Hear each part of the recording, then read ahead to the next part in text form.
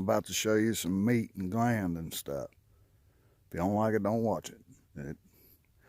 Some would call it graphic. I don't. Later. Howdy. I've been trying to figure out how to show you guys this for a while because I'm not very good at showing. There's a kneecap. This happens to be a bobcat. Most animals are the same, but there's a kneecap. I do this with coons a lot. You come in right above that kneecap. See how there's a white line goes up through there. You follow that. There's a bone in there. That's a tip roast on most things, cows and deer and stuff like that. And you come back here to this tendon in his leg. You want to come down about a finger and a half's length. Come in at an angle below that.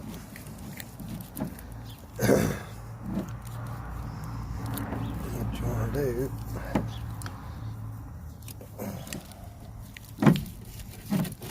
Just follow that.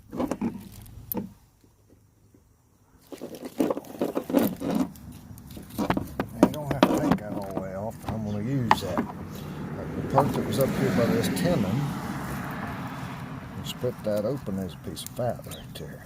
See that piece of fat? Inside that piece of fat,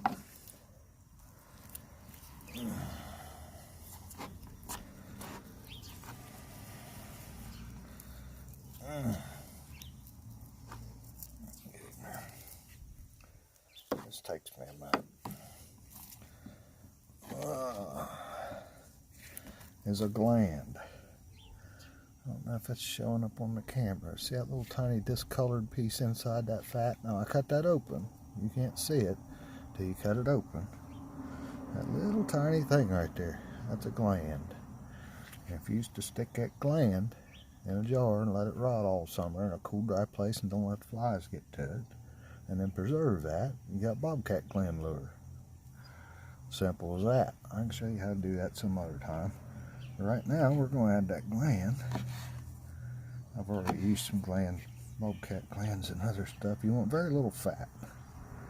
Very little fat, if any. If any. Alright.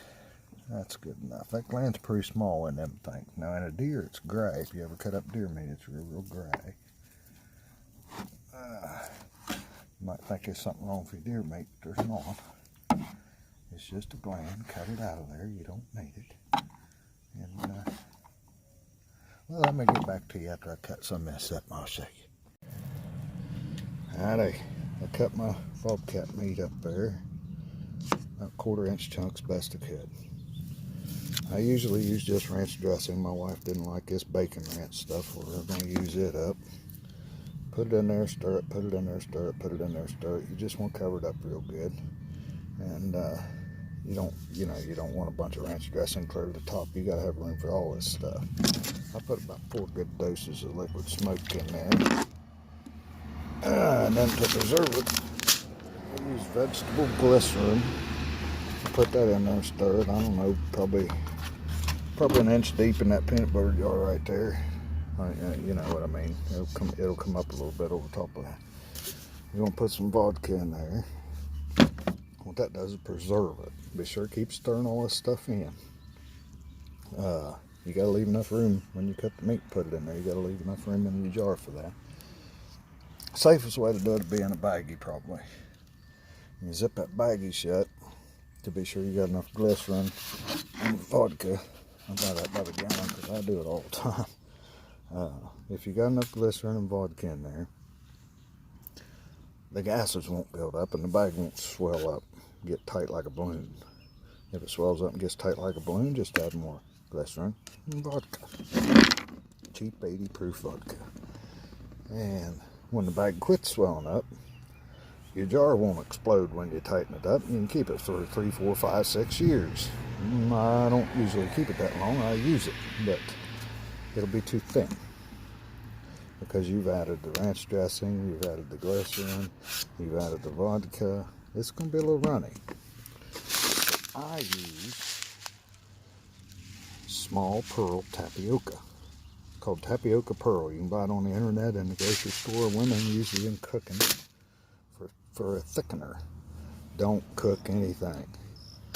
Put that stuff in there dry, about half teaspoon, whatever you think. Wait about 2 days. Stir it in there real good and wait about 2 days, because it takes a long time without cooking for that stuff to thicken up. And check it. If it's thick enough, you're done. If it's not thick enough, add just a little bit more tapioca pearl. Wait a couple more days. You can use it on trap line while you're doing this, but do it till you get the thickness you want. I hope I said all this right. That's a jar that I've washed out that I've used for 3 years, and when I used the last bit of bait out of that from last year, it smelled just like it did when I put it in there. And that's what I caught these bobcats on, except it was coon meat. You can use about any kind of meat you want, same recipe. Have a good one. I hope I help somebody.